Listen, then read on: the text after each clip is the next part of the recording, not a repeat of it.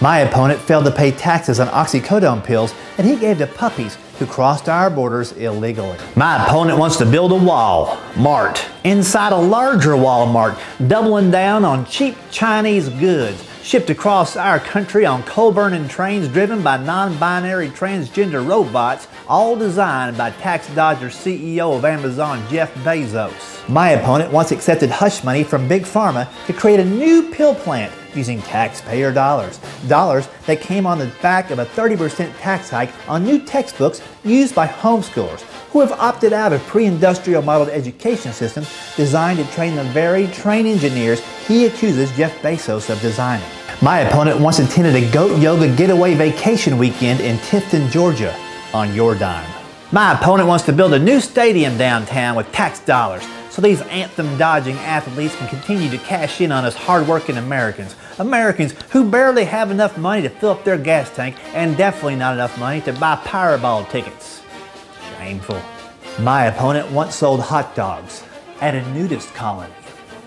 My opponent puts mayo on French fries. I mean, come on, who does that? My opponent once stole money out of a tip jar at a frothy monkey. He wants to raise the minimum retirement age to 99.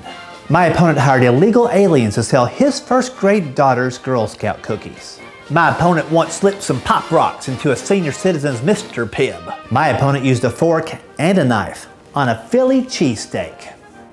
Word on the street has it that my opponent once used pirated software to illegally download 3 seasons of The Sopranos to a burner cell phone. My opponent took money from cannabis companies to co-fund a Pink Floyd exhibit for preschoolers. He undermined Mother Teresa's efforts to open up a Starbucks in a Calcutta strip mall. My opponent makes a hobby out of meeting with Libyan lobbyists, oftentimes in the lobby of a Hobby Lobby. A Hobby Lobby. My opponent intends to introduce legislation that will give access to our nuclear submarines to Canadian Mounties who have peanut allergies. He once pulled the plug on a government-funded program to provide our veterans with emotional support koalas. He goes horseback riding with boot-scooting Vladimir Putin. My opponent wants to burden the homeless with a no estate tax. He double dips at parties. He uses artificial bait. He once scalped tickets to a Ugandan fundraiser for 3-legged chimpanzees. He once ate a free continental breakfast at a Hyatt place while he was staying at a La Quinta Inn.